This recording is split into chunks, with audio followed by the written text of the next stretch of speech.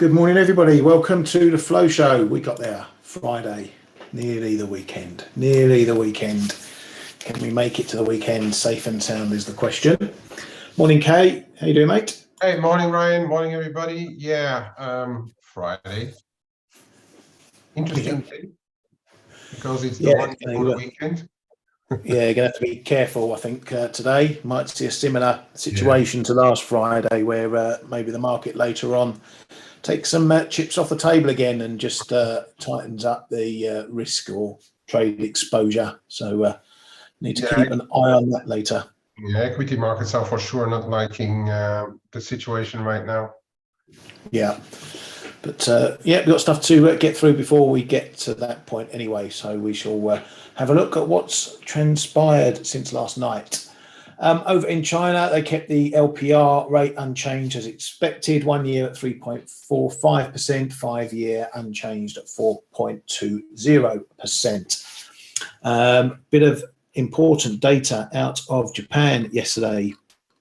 CPI overnight. CPI coming in softer on the main number, 2.8%. They called it the core, but it's looked at. Coming in softer there on the headline number, 3% versus 3.2% prior. The core, one of the cores, beat expectations at 2.8%, but confirmed the drop from 3.1%. However, the ex-fresh food and energy core number beat expectations as well, 4.2%, although it was a pip down on the 4.3% from the prior month. So still very sticky inflation there. We get an odd down month, we get another up month. So the key factor is that it's still sitting well above the Bank of Japan's target. That has got BOJ's Ueda just slightly changing his rhetoric on inflation. He was talking mainly about, after the latest reports from Japan, those economic reports from the region, saying that Japan's economy was recovering moderately. But on inflation, he said inflation is likely to narrow the pace of the rise, then re-accelerate, reflecting changes in corporate wage price setting behaviour. So likely to narrow the pace of rise isn't what they were saying previously. They were expecting inflation to fall into the latter part of the fiscal year. So to come down quite significantly, if I recall. But now he's just a very subtle change that now that inflation coming down may not come down as fast as they were predicting. What that means for monetary policy, we don't know. We have good suspicions that they're going to raise their inflation forecasts in the next meeting coming in a week or so's time. And we have to see how high they hike those in the end. But definitely a little bit of a switch in rhetoric there from Ueda. Anything else you picked out from Ueda? It was pretty much... and I've just posted it in our newsroom. Just a bit of a comment. The lower CPI is also due to base effects and subsidies, energy subsidies coming in. So it actually, I'm not going to say it's the wrong picture, because I mean, if you get subsidies, they are there, like we had in the UK as well. But yeah, the number is lower, but I guess the market knows what it's due to, yeah, I think Ueda is still like one word per one word, preparing us to do something. But is it going to be at the end of this month? We don't know. The rhetoric is likely going to change, but is it okay? Is it enough for the market to change the yen outlook? I'm not so sure, right? Because overnight, then they may say one thing, and the data may mean another thing, and then they come in the market and buy JGBs again to smoothen the rise in the yields. I mean, just put simply, right now, it's still Ministry of Finance against the rest of the world, and we're going to have to wait for UEDA to really bite the bullet and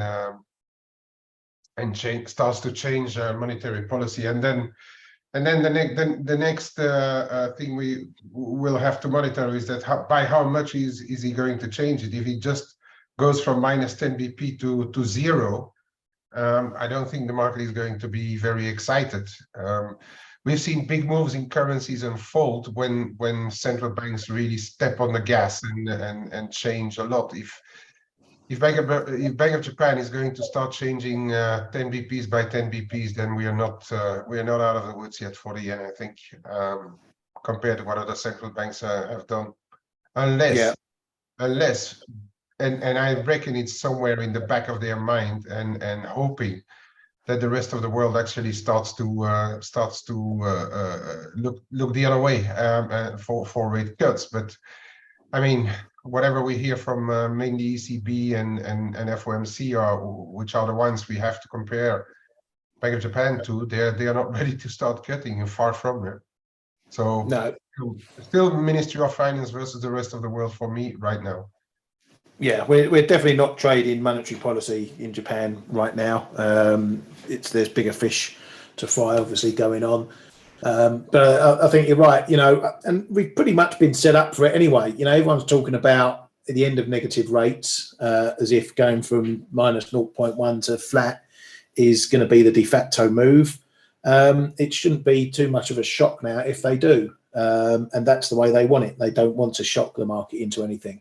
And they probably will. They've already half mentioned that even moving to zero is not a rate hike per se. It's not the start of a hike cycle.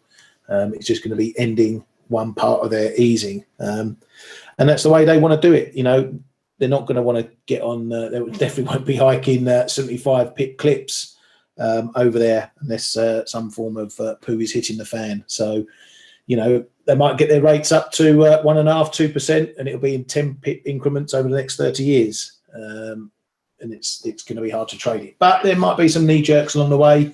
And we know, although the market may be ignoring the monetary policy aspect from Japan right now, when we get into BOJ week or a few days before the BOJ, that's when we're likely to see any, expectation trading creeping in for that. So, but until then, we keep the news in the background. We know what they're doing. We understand what they're doing, and we know any changes that come, because that will play into trading when we need to trade it. Staying with Japan, and one of the ruling LDP officials, Seko, says that we need more than 15 trillion yen for the economic package and supplementary budget. And of that, 5 to 6 trillion for fighting gasoline and electricity and wheat prices. So again, that's, as Kay mentioned in that news about the inflation data, they are artificially suppressing prices.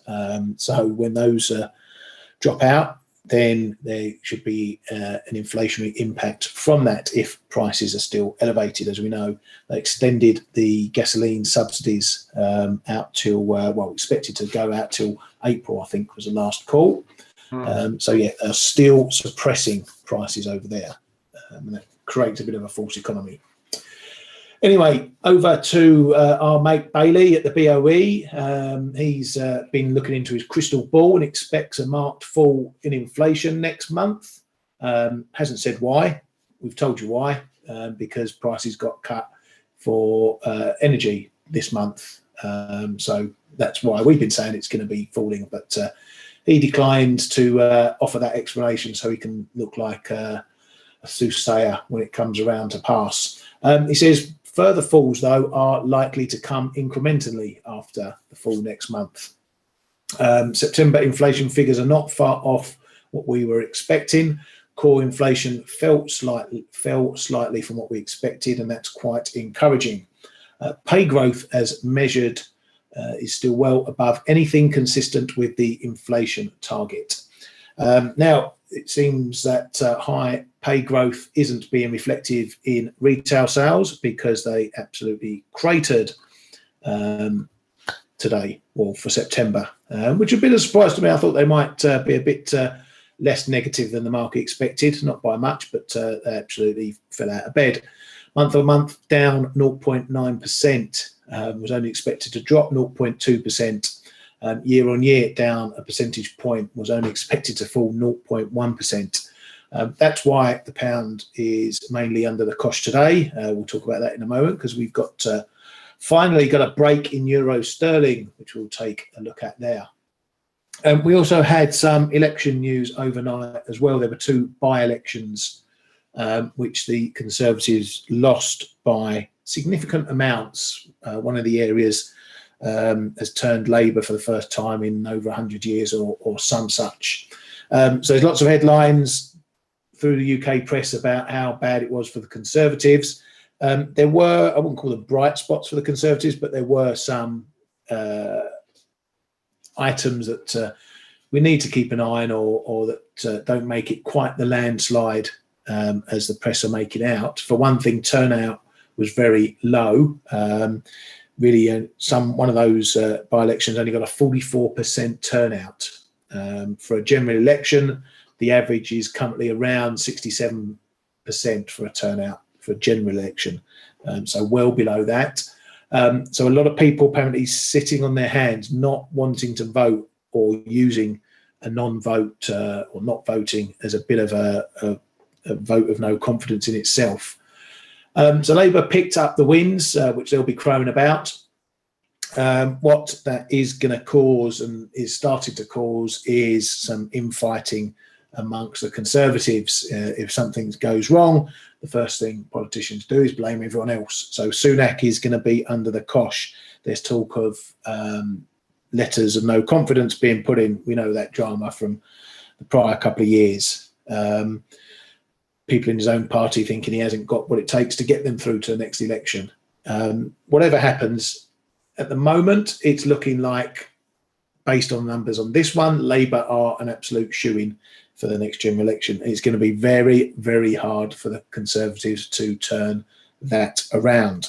What they have got to do is convince a lot of these people who didn't vote, who are just sitting on the sidelines. If they can swing those back into their favour, then maybe they've got a chance, but it's looking very bleak for them at the moment, unless we see the economy doing really well next year. No cost of living crisis, no wars, jelly and ice cream for everyone, bells and whistles everywhere. You can see how unlikely that's going to be. So anyway, that's the news from the political front in the UK anyway. I don't think the market is really trading it right now. As I said, there's other fish to fry at the moment, but that's all going to come into play in next year's election year. Over in Germany, things are looking good over there as well. PPI now dropping again quite significantly as well, year on year, down 14.7. PPI, another negative, or turning negative on the month as well. So some deflationary pressures coming in over there. It's more to do with the lack of activity over there that's the problem. As you can see, we've got some car numbers there, which are down 17.9%. The auto industry, a big one in Germany there. So still not looking good for the Germans. We have to wait and see how they fare in some of their other major data points to come.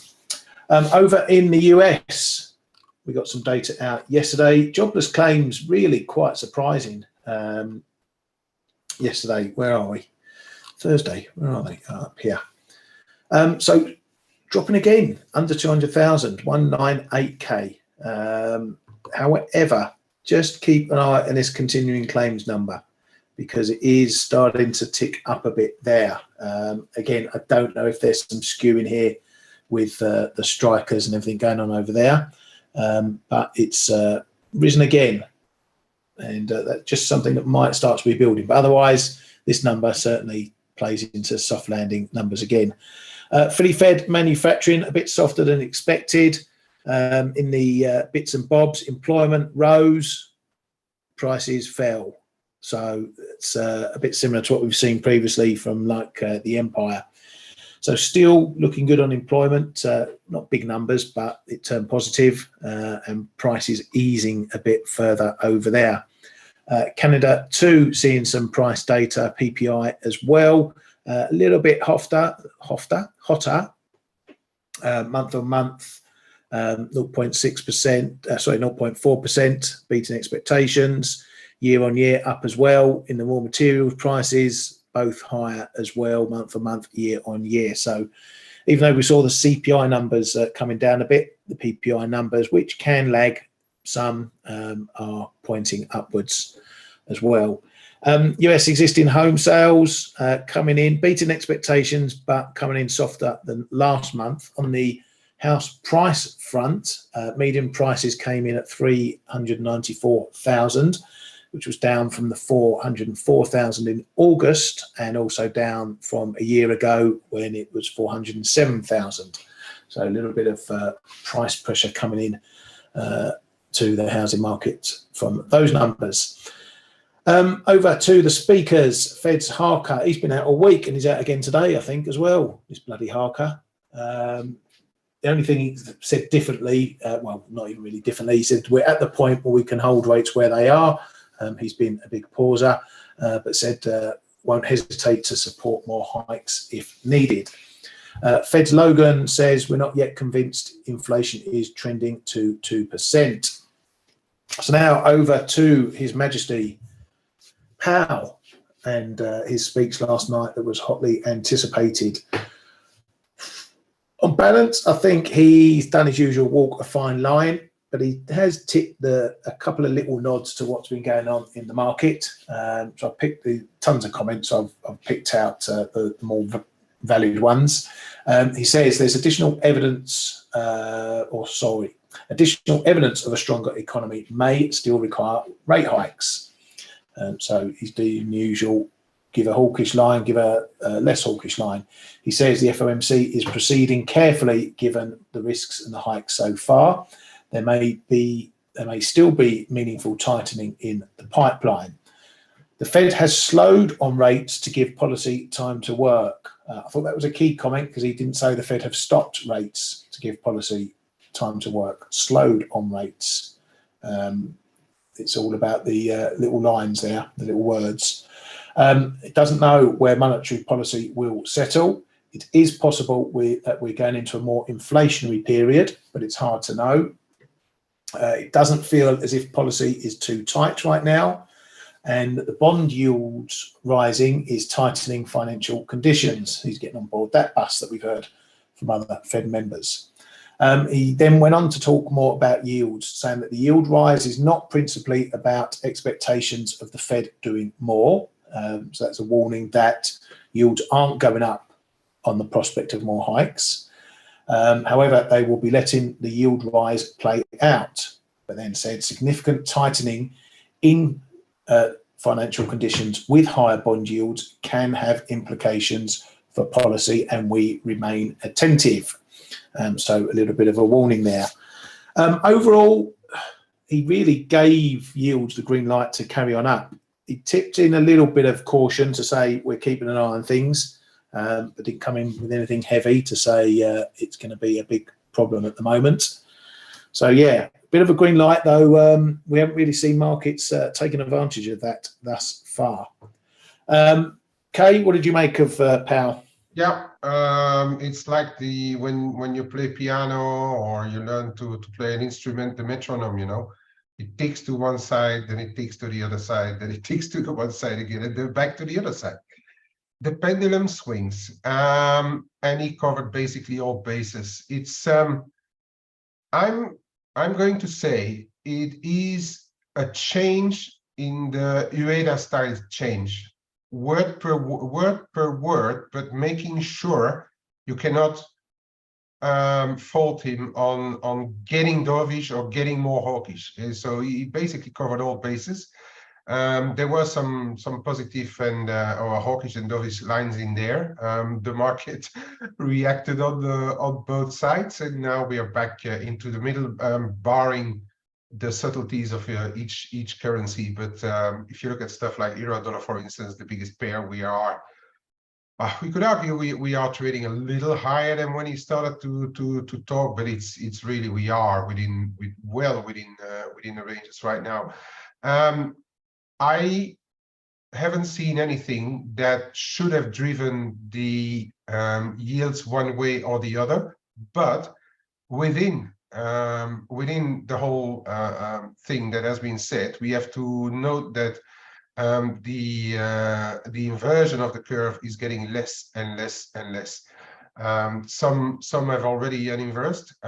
We are waiting for the 210s, which is the main barometer, but we are now like barely 20 BPs of inversion, where it was Armageddon where we were when we were wider than 100 BPs. I'm just noting that regularly this inversion gets priced gradually out, which is that somewhere the market still feels like it's going to be okay, but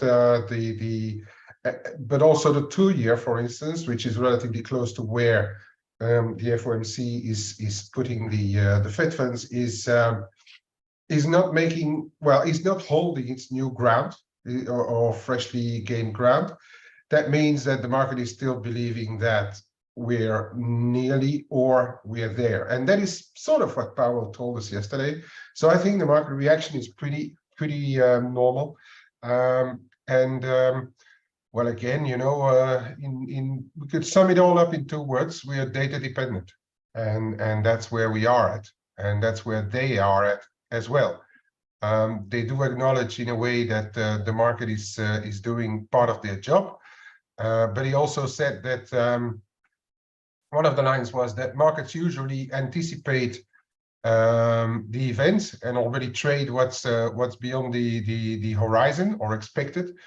So that's where we are now. Yeah, he's a lot less hawkish, which was to be expected gradually, because that's how it should be.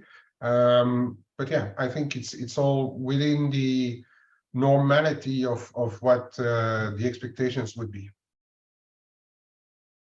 Yeah, very much. I'm just having a look. I was looking at something yesterday. I'm not sure how accurate this thing is.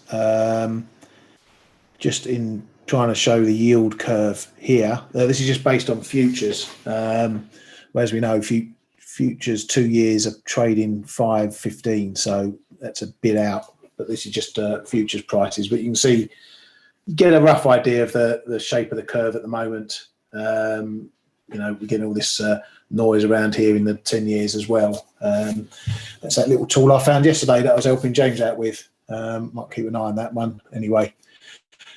But yeah, it's Powell. He does it every time, doesn't he? He stays one side, he goes the other side, gives with one hand, gives with the takes with the other.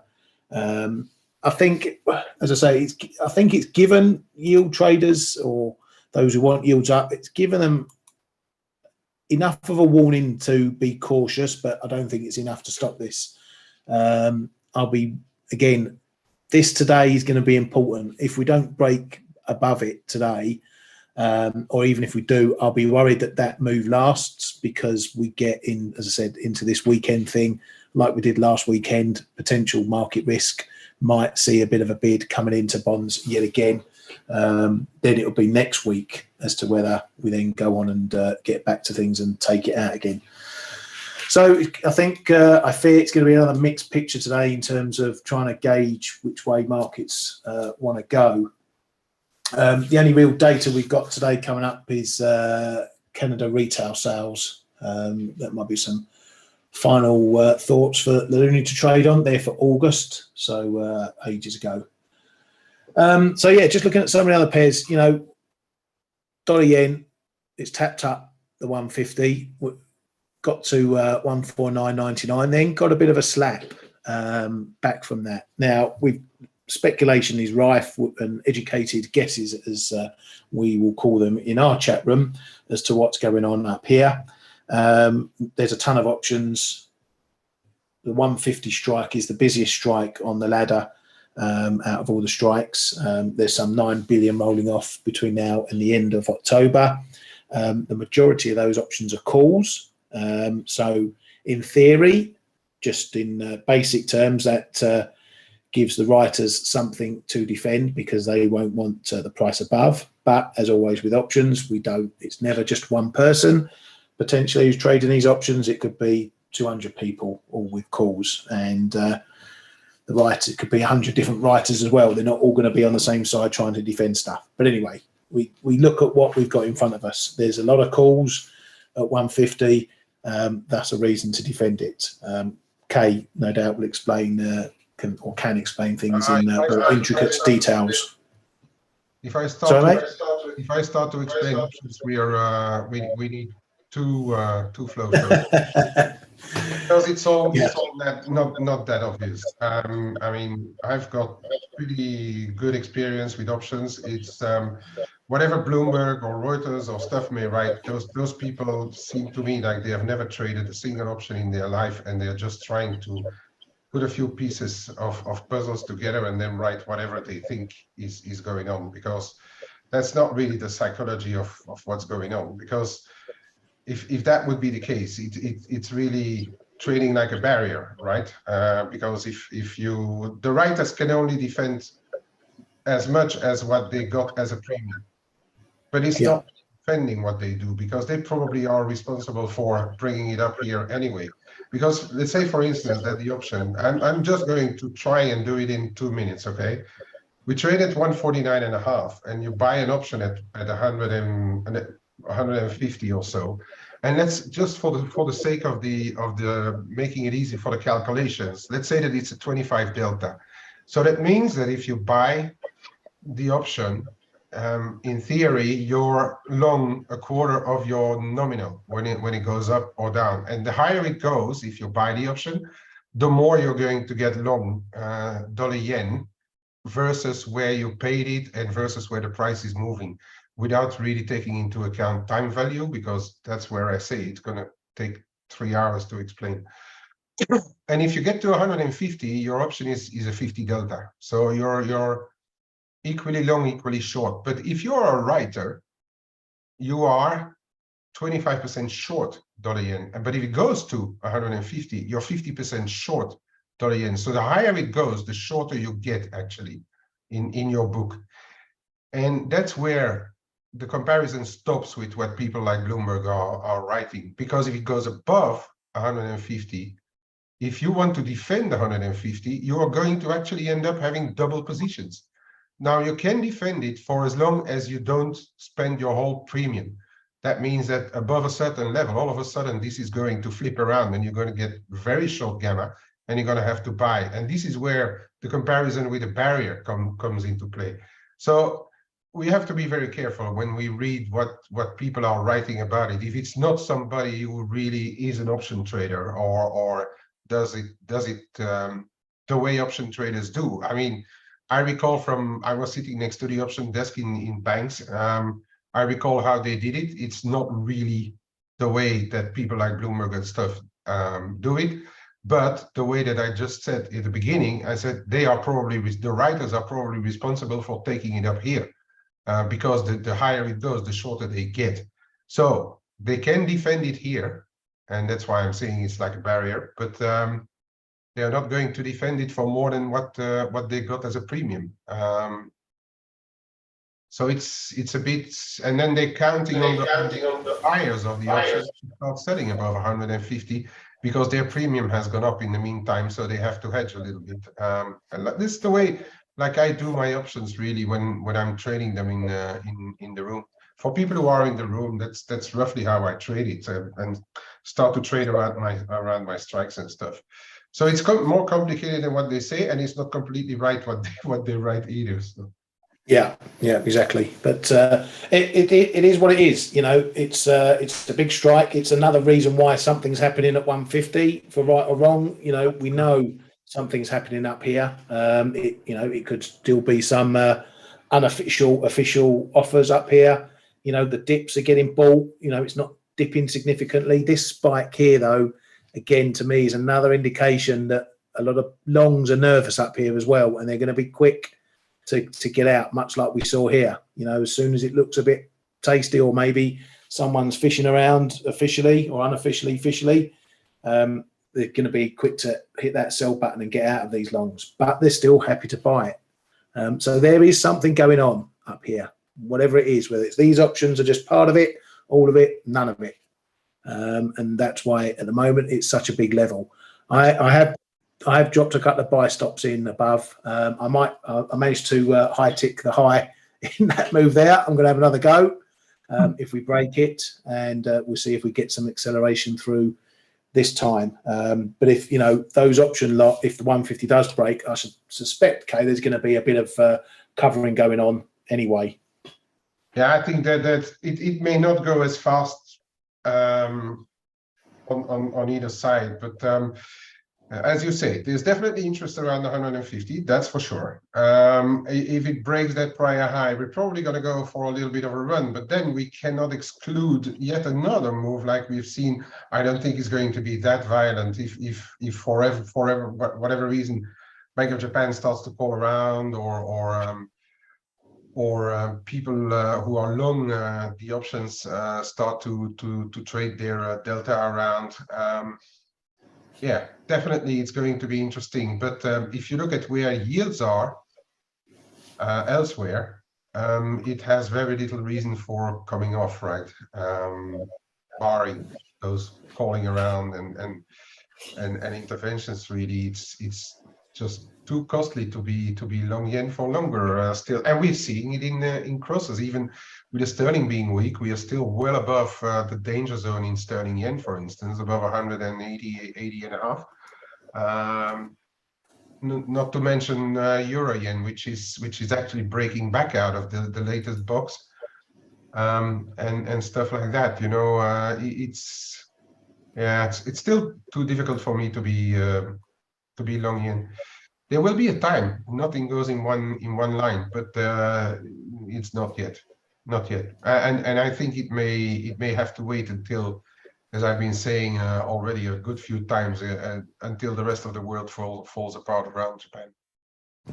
Yeah, exactly, mate.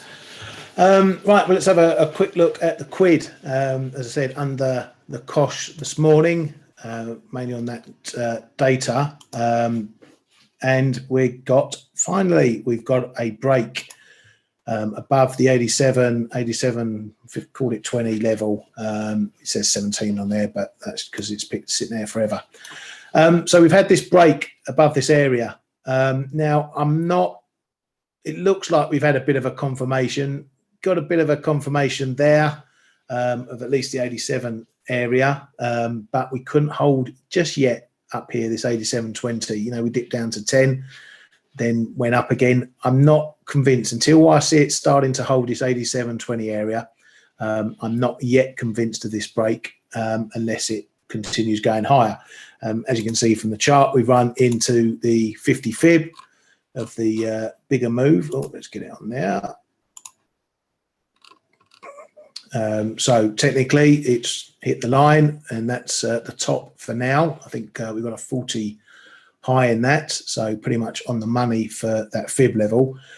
So now we need to see, we got 20 pips to play with. Does it come back below, or does it hold the gains and keep motoring up? If it does, then we got another zone here, which is a bit similar to my 86, 45, 70 zone down here. This one's, call it 60, 75, 76 zone. As you can see, it's a bit of just one of these traffic areas. Not necessarily something you'd trade against, but I'm looking at it potentially to take some profit in there. I'd like to get a dip to buy and then take profit into there. Otherwise I might leave it till closer to the 61.8 near that big figure. But yeah, this is a bit of a traffic zone here, a bit narrower than the one down here, but I expect it to play ball or at least put up a bit of a fight up there depending on what's going on. Get above there, and then we're talking about 88s, maybe even higher. As we know from euro sterling, it likes to do nothing and go sideways and bore you to tears quite often, and then it makes a move. And when it makes a move, it can make a decent move. Then what happens is you get all excited, and then all of a sudden it dies a death again. But here is going to be a resolution one way or another. If we hold here, then we're likely to take a leg up and maybe set a new range. If we fail here, I fear it's back to boredom and back to these old ranges here. But for now, my longs are continuing. My longs from down at 85 continuing. I'm still happy to stay on the right side of this. As I've been saying, my view on the UK is that if there's a country that's going to suffer more through these rate hikes, it's going to be the UK. And we got a little bit of piece of that in the data this morning. You know, there's no soft landing numbers there in those retail sales, more like falling face first in the mud. Euro, as Kay mentioned, had a little poke above 106 over Powell yesterday, couldn't hold it, back into the grind. Again, this one's really tight as well, pretty much for the whole of October, been relatively tight. Still looking like it might want to push up, but it's not putting in any great effort on that 106 level again. So we know where the numbers are.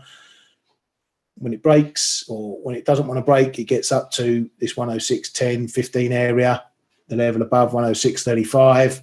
The bigger level is still 107. So this is all still in the short-term noise down here, doing all this. Till we get above 107 and even this 38.2 fib, this trend is still valid. This downtrend is still valid. We're just seeing a bit of sideways going on.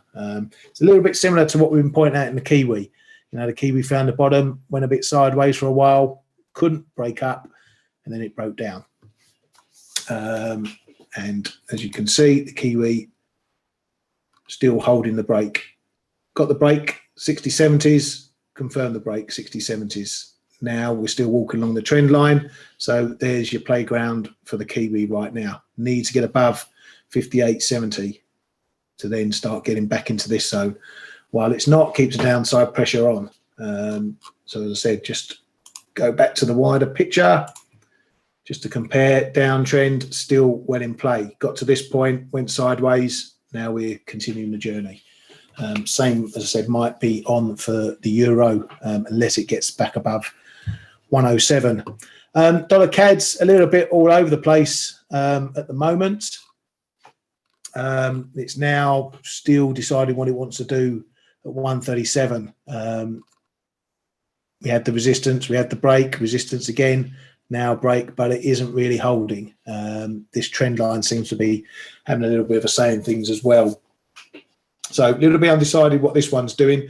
Obviously, there's the pull and push of oil going on as well. In that, oil back up again.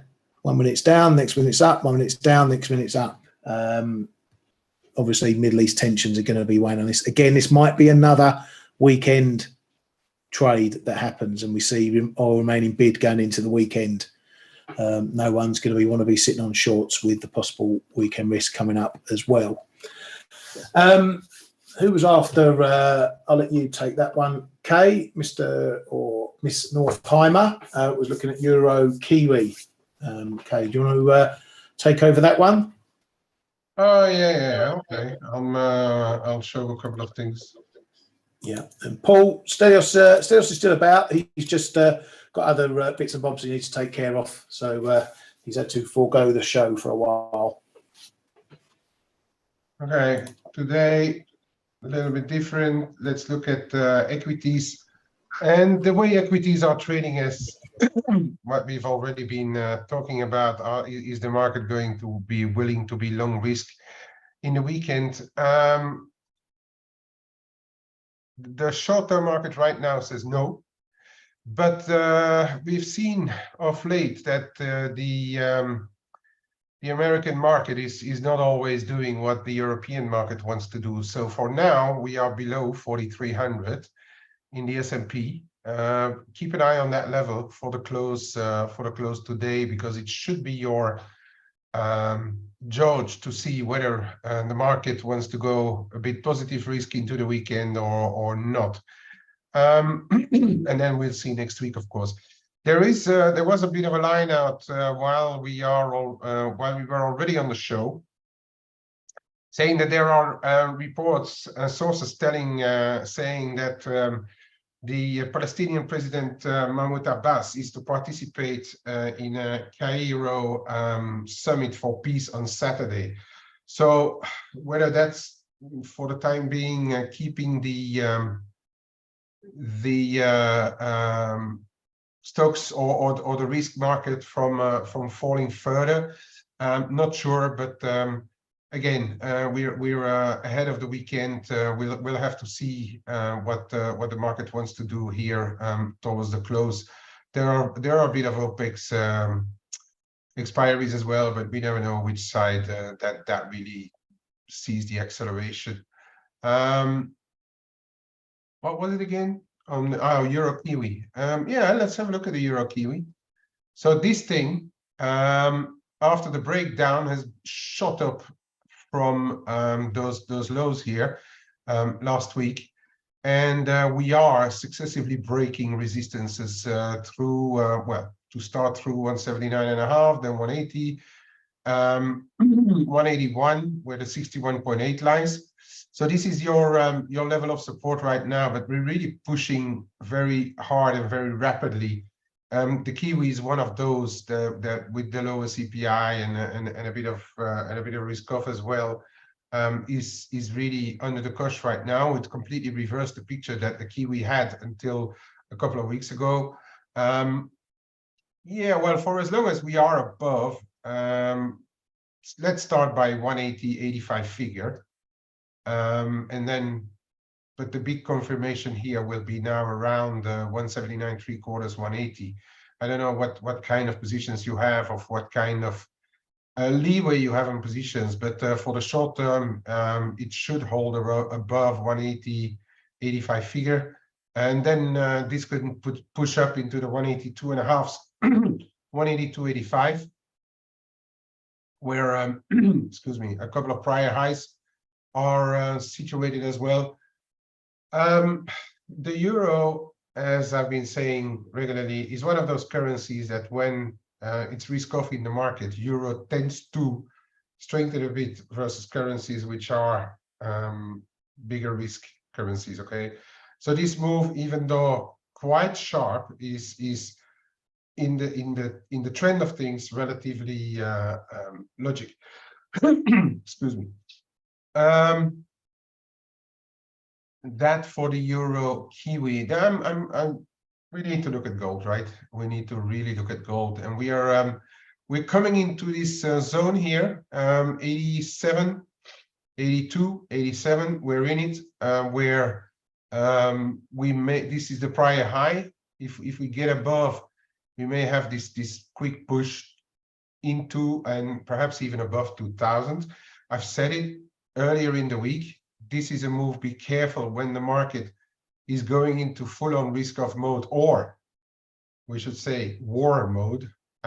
This is the kind of moves that are possible. And on the break of 1930, it never looked back, and we're already $50 higher. So this is your risk move. Now, those meetings over the weekend are putting the risk both ways, but on the ground, it does seem like also with the situation now in Lebanon, with Yemen getting involved as well, where the US had to intercept rockets, it's maybe not yet ready to start correcting, or easing is the right word, on less stress. This is really your perfect barometer for stress that we had here since the start of the events in the Middle East. So these are your levels topside. I think for things to quiet down, first we have to get back below 1950. So it's about $30 from where we are now. I think this is your Thor zone. We can get down there easily if you get some kind of news out, or if yields really break above the 5%. But I think it's more psychological than really a market mover, this one, and I'm taking a risk in saying that. So, but yeah, I mean, I think it's unnecessary to start to try and find the top here. unless you have the ear on the ground and you know that the situation on the geopolitical side is improving, which we don't have any confirmation of right now. So that for gold. Silver has been lagging again,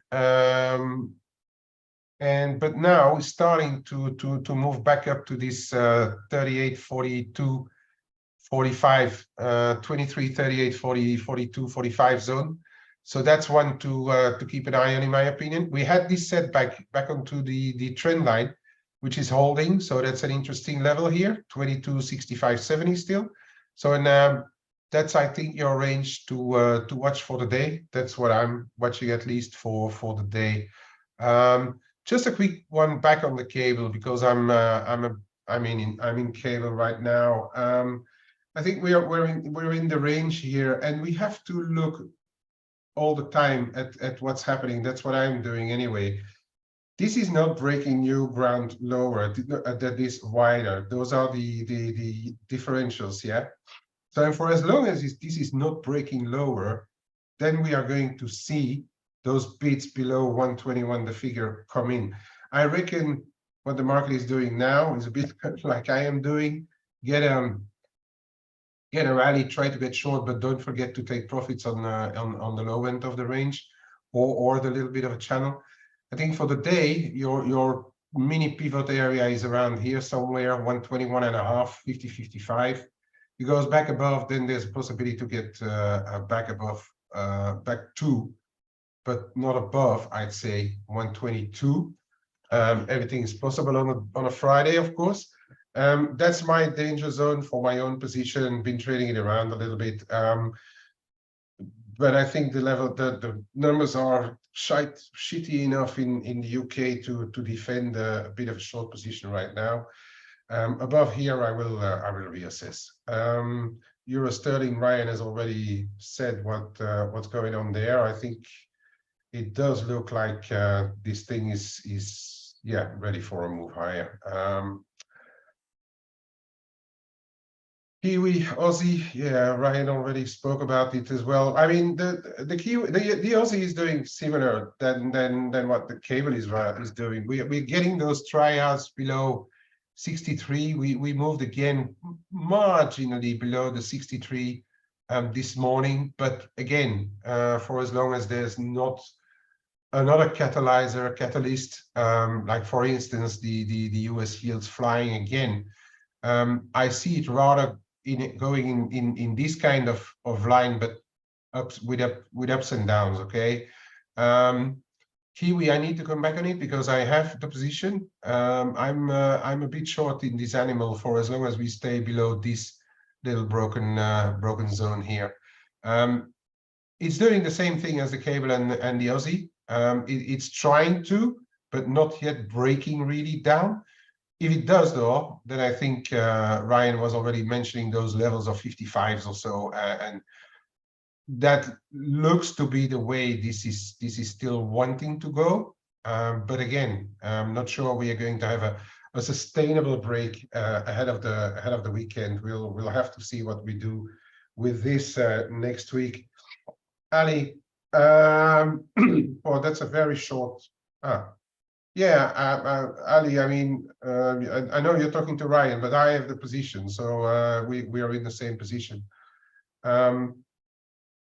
Yeah, I think your level there of 75 is perhaps a bit, if you can spare the extra 5-7 points or so, that would be nice, because I think the zone here is more like 75-85. But yeah, we need to see this break below. I'm looking at the clock. Is there anything else you guys want to look at just in the last minute? Because I'm not going to. Well, I can grab it back if you want, mate. And you do that one, and I'll grab it back. Euro yen. Look at. I think it's when Ryan has his microphone open that I'm coming out. That the echo is brought. So Euro yen is trying to break out of the box here. It did break above the trend line, 158.40. We saw those offers here last time up 158.60s, and it's trying to go now, right? I think euro is still not the one that you want to be short of if you really want to be long dollars. It's not giving me too much confidence to do euro as such. Back over to you, Ryan. Thank you, mate. I'm going to grab it quickly. I just want to go back to gold just for a particular reason, because I know gold is looking at a lot of people looking at gold. Can you see my screen okay, mate? Does it come up? Yeah. Yeah, cool. So, I know a lot of people trade this on the text. I know a lot of people will be itching to maybe short these moves here. This is a good example of learning what price action does. There were two levels that we were looking at for all this time: 1985s, 86s, 1885s. That was the range. Then all this crap started hitting the fan. Okay, but look at what's happened. We came up to the level. What did it give you? 85s. It gave you $17, $18 back. Okay, moved up to the next level, 30s. What did it give you? 15, 12, 15 bucks back, maybe a bit more, 20 bucks back. Then we had a break up through. Got up to the next level. What did it do? Gave you 10, 15 bucks on that. Then it broke up again. Learn this price action, okay? If you want to short a market like this, fine. Touch your level, try a short, keep it tight, $5 over, you're likely wrong. But if it dips, you want to be looking at the prior action. 15, 20 bucks is all it gave you before it went breaking up again. So you get 15, 20 bucks, you take your money off the table, you lock in your stops at maybe at break even or better, just in case it goes back up again. If it carries on going, fine and dandy, watch for your next levels. So if you want to short markets like this, look for the evidence. Test your levels, but don't test them with big risk. It may be worth having a little short up here. As I say, $5 over, trading through 90s, you're wrong. You don't need to be trading 2000s before deciding you're wrong. But you can also think about flipping your trade into a long, and then you capture the break. So you may have made 10, 15 bucks on this type of move. You can make 20, 30, 40, 50, 60 bucks if you catch the break on the other side. So take your bias out of it sometimes. Don't just be wanting to short something because it's rocketing higher. Take your bias out, trade the levels, trade them sensibly, trade them both ways. You're here to make money, not to trade your bias and be right in the I think. So trade properly, okay? Pick your levels. And then as Brian's going to repeat to me in the chat room later. Anyway, that's that for that. Thank you very much for joining us on the Flow Show this week. I hope you've had a good week and stay safe into this weekend, folks. Keep your accounts safe and we look at it all again on Monday. Thank you, Kay, as ever, for your valued input as well. Have a great weekend. Yes. Hey traders, this is Blake Morrow with ForexAnalytix. Thanks for stopping by our YouTube channel. Don't forget to like these videos, share them, and subscribe to our channel so you don't miss any of the content that we provide here for free. Thanks for stopping by. I'll see you in the next video.